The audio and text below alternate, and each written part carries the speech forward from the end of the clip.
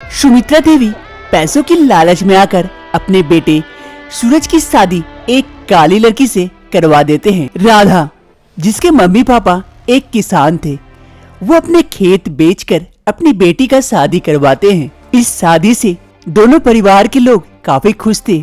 खुश तो सिर्फ सूरज नहीं था। आज राधा और सूरज की सुहागरात है। राधा बिस्तर पर बैठे सूरज का इंतजार कर रही थी। तभी सूरज आता है, हाथों में गुलाब का फूल लिए। राधा सूरज को देख शर्मा जाती है। तभी सूरज वो गुलाब राधा को देते हुए कहता है, अरे राधा, तुम तो बहुत ही खूबसूरत हो। ये फूल लो, ये फूल तुम्हारी खूबसूरती को और भी चार चांद लगा देंगे। आपको मेरे इस काले रंग से कोई दिक्कत नहीं है? अरे नहीं नहीं, मुझे क्या दिक्कत हो सकती है, ये तो ऊपर वाले की देन है। मुझे तो तुम बहुत पसंद हो। राधा काफी खुश हो जाती है। तभी राधा को कुछ आवाजें सुनाई देती है। राधा गौर करती है। अरे राधा, राधा, किस ख्याल में खोई हुई हो? राधा अपने ख्यालों में खोई हुई थी। तभी उसका भ्रम टूटता है। सामने देखता है कि सूरज खड़ा है। अरे किस ख्याल में खोई हुई हो? तब से आवाज लगा रहा हूँ, सुनाई ही नहीं दे रहा है तुमको। ओह सॉरी जी, मैं कुछ सोच रही थी इसीलिए। एक काम करो, तुम यहाँ सो जाओ, मैं बाहर जाके सो जाता हूँ दूसरे कमरे में। लेकिन जी, आज तो हमारी सुहागरात है और आप यूं ही दूसरे कमरे में। तो तुम क्या चाहती हो, तुम्हारी जैसी काली लड़की के साथ मैं यहाँ रहूँ? तुम सो जाओ, मैं जा रहा हूँ दूसरे कमरे में। ये कहते हुए सूरज दूसरे कमरे की ओर जाने लगता है। सुनिए जी, ये दूध आपके लिए लेके आई थी, ये तो पीते जाइए। एक काम करो, ये दूध तुम ही पी लो, अच्छी नींद आएगी तुम्हें। ये कहते हुए सूरज वहाँ से चला जाता है। और इधर राधा, अरे ये क्या, मेरे पति ऐसे, मम्मी पापा ने कहा था खूब अच्छे पति हैं, लेकिन ये तो मुझसे ठीक से बात तक नहीं करते हैं। शायद नाराज है मुझसे आज, कल सब कुछ ठीक हो जाएगा। दूसरी सुबह राधा जल्दी जल्दी से रसोई आ जाती है अपने पति के लिए कुछ खास बनाने के लिए। तभी रसोई में उसकी सास पहुंचती है। अरे बहू, बहू, क्या बना रही हो इतना सारा? अरे माँ जी, आइए, मैं उनके लिए कुछ खाना बना रही थी ताकि उन्हें पसंद आए। अरे लेकिन बहू, जिसके लिए तुम बना रही हो वो तो ऑफिस चला गया। लेकिन माँ जी, वो बिना खाए ऑफिस चले गए इतना जल्दी?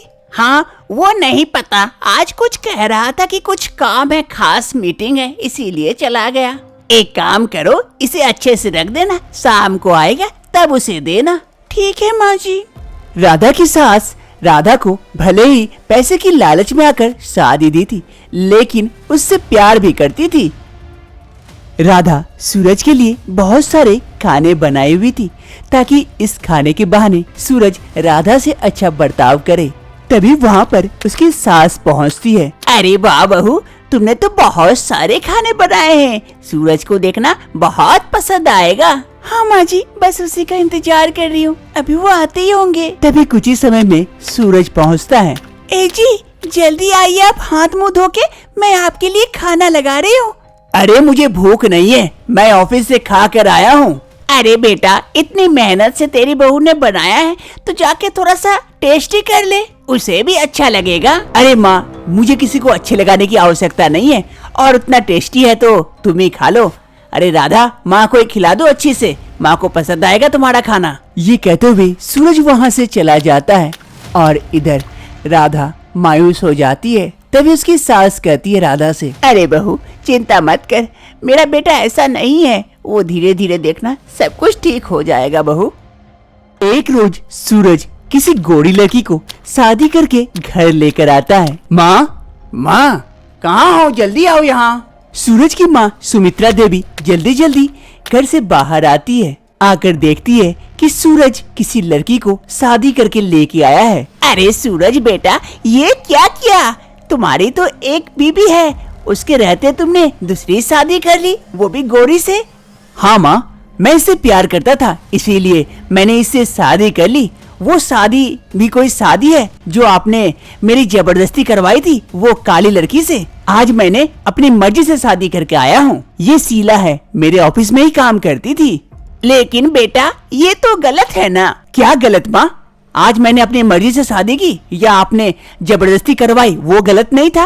मुझे पता था माँ, आप लोग इस रिश्ते को कभी नहीं मानोगे, इसीलिए मैंने इससे शादी करके ही घर लेके आया हूँ। चलो शीला, घर के अंदर चलो। सूरज शीला को घर के अंदर लेके चला जाता है और ये सारी बातें बगल में खड़ी होकर राधा सब सुनती है। जैसे ही सुमित्रा देवी पीछे मुड़ती है, वो देखती है राधा खड़ी है। अरे माँ जी, आप कुछ मत कहिए, मुझे सब सुनाई दिया, मैं सब कुछ देख ली कि सूरज ने किस प्रकार मेरी सौतन लेके आ गया। अरे बहू, अब मैं क्या कहूँ, मेरा बेटा ऐसा निकलेगा मैं कभी सोच भी नहीं सकती थी। बहू मुझे माफ कर देना बहू। अरे नहीं माँ जी, आप क्यों माफी मांग रहे हैं, मेरे नसीब में जो लिखा है वही होगा माँ जी। शाम का वक्त हो रहा था। सुमित्रा देवी सोफे में बैठी हुई थी, तभी उसकी बहू राधा सुमित्रा देवी के लिए चाय लेकर आती है। माँ जी ये लीजिए आपके लिए चाय। आओ बहू, तुम भी बैठो यहाँ पर, तुम भी पियो मेरे साथ बैठकर चाय। तभी उधर से गोरी बहू एक शॉर्ट ड्रेस में उधर से गुजर रही थी। सुमित्रा देवी ये देखकर आश्चर्यचकित हो जाती है और तुरंत पूछती है, अरे बहू ये क्या पहन ली हो और कहाँ जा रही हो ये पहन के? अरे सासू माँ, मैं पब जा रही हूँ और पब में कोई साड़ी नहीं पहनती है, इसीलिए मैं ये पहन के जा रही हूँ। और आज बोले बोले आइंदा से कभी बोलने की कोई आवश्यकता नहीं है, क्योंकि मैं आपकी बात नहीं सुनूंगी। ये कहते हुए शीला वहाँ से चली जाती है और इधर सुमित्रा देवी, अरे ये कैसे लड़के लेके आ गए सूरज, ये तो हमारा मान सम्मान सब डुबा देगी। हे भगवान, अब ये दिन भी देखना बाकी था जो तू दिखा रहा है हमें। सूरज अपने कमरे में बैठा हुआ था, शीला का इंतजार कर रहा था।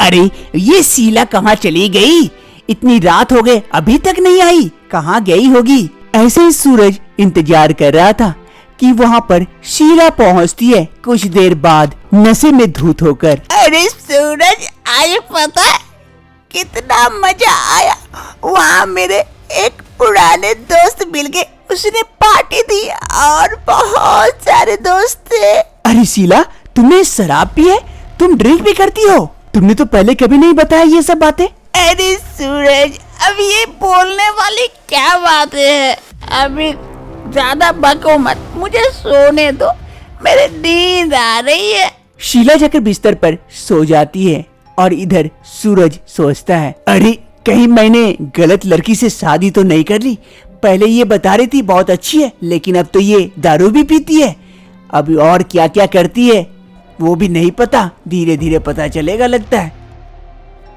एक रोज सूरज के बॉस ने सूरज को किसी क्लब में बुलाए थे, जहां उससे कुछ बिजनेस की बातें डिस्कस करनी थी। सूरज उस क्लब में पहुंचता है, सामने बॉस बैठे हुए थे। सूरज धीरे धीरे बॉस के करीब जाता है, पीछे पार्टी चल रही थी, जोरों शोरों से सभी कोई नाच रहे थे, गा रहे थे और सभी कोई नशे में धुत थे। सूरज जाके बॉस के बगल में बैठ जाता है और बॉस से कुछ डिस्कस करने लगता है।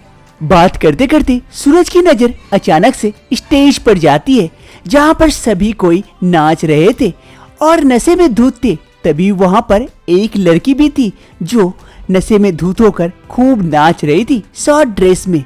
सूरज ध्यान से देखता है, वो देखता है कि वो शीला है, सूरज की बीबी। ये देखकर सूरज आश्चर्यचकित हो जाता है। अरे सर, मैं 1 मिनट आया। अरे हाँ हाँ जरूर। फिर सूरज जल्दी से स्टेज की ओर जाता है। स्टेज पर उसकी बीबी शीला सामने डांस कर रही थी, उसके सामने सूरज जाके खड़ा हो जाता है और कहता है, अरे शीला, ये क्या कर रही है तुम यहाँ पे इतने लड़कों के बीच? सूरज की ये बातें सुनकर अगल बगल खड़े नाच रहे लड़के कहते हैं, अरे शीला, ये कौन है जो तुम्हें डांट रहा है? अरे छोड़ो ना, तुम अपना ध्यान दो, इसे बकने दो। अरे शीला, तुम्हें ध्यान नहीं है, मैं तुम्हारा पति हूँ, तुम यहाँ नाच रही हो किसी और लड़कों के साथ, तुम्हें शर्म लाज कुछ है कि नहीं? अरे सूरज, तुम मेरा पति सिर्फ घर में हो, यहाँ तुम मेरे कोई नहीं हो, इसीलिए यहाँ से गेट आउट। क्या पागल हो गई हो? चलो अभी घर चलो। देखो सूरज, तुम ज्यादा होशियारी यहाँ मत करो और घर चले जाओ, मैं आ जाऊंगी। तुम्हारे चलते मैं यहाँ पार्टी या फिर मौज मस्ती ना करूँ, ऐसा हो नहीं सकता है, इसीलिए तुम चले जाओ, मेरा पार्टी खराब मत करो। सूरज को शीला की बातें बहुत बुरी लगती है। सूरज वहां से चला आता है और इधर शीला अपने दोस्तों के साथ मौज मस्ती करने लगती है। काफी रात हो रही थी। सूरज कमरे में चुपचाप बैठा सोच रहा था। राधा ये देख सूरज के पास आती है। अरे सूरज, आप अभी तक सोए नहीं है, क्या हुआ? कोई दिक्कत है क्या? हमें कहिए। अरे नहीं नहीं राधा, कोई बात नहीं है, तुम जाके सो जाओ। अरे ऐसा क्यों कह रहे हैं? आप कहिए ना, क्या बात है? मैं आपकी बीबी हूँ, मैं जरूर कोशिश करूँगी। अगर कोई परेशानी है उसे दूर करने की कोशिश करूँगी। कहिए ना आप मुझे। सूरज थोड़ा सा भावुक हो जाता है और राधा से कहता है, अरे राधा, मुझे माफ कर दो, मुझसे बहुत बड़ी गलती हो गई। अरे क्या हो गया? कहिए। मैं शीला से शादी करके बहुत बुरी तरह फंस चुका हूँ। मुझे इस झंझट से बाहर निकालो राधा। मैं अब समझ चुका हूँ कि वो अच्छी लड़की नहीं है। अरे सूरज, आप शांत हो जाइए, मैं हूँ ना, मैं सब कुछ ठीक कर दूंगी। आप शांत हो जाइए बस। सूरज और शीला दोनों कोर्ट जाते हैं और दोनों एक दूसरे को डिवोर्स दे देते हैं। दूसरी रोज राधा किचन में कुछ बना रही थी, तभी वहाँ पर सूरज पहुँचता है। अरे राधा, क्या बना रही हो? बहुत अच्छी खुशबू आ रही है। अरे वो पकोड़े बना रही हूँ, आप खाएंगे? रुकिए मैं लेके आती हूँ। फिर राधा एक प्लेट में पकोड़े लेके आती है और सूरज को देते हुए कहती है, आ कीजिए, मैं डाल देती हूँ। सूरज को पकोड़े खाकर बड़ा मजा आता है। अरे पकोड़े तो तुम बहुत अच्छा बनाई हो। चलो मैं ड्रेस चेंज करके आता हूँ, फिर तुम्हारे सारे पकोड़े मैं खा लूंगा। फिर सूरज वहाँ से चला जाता है और दूर खड़ी सूरज की माँ सुमित्रा देवी ये सब देख रही थी। उसे देखकर बड़ा अच्छा लगता है कि उसका बेटा सूरज लौट आया। अब घर में सभी कोई खुशी खुशी रहने लगते हैं।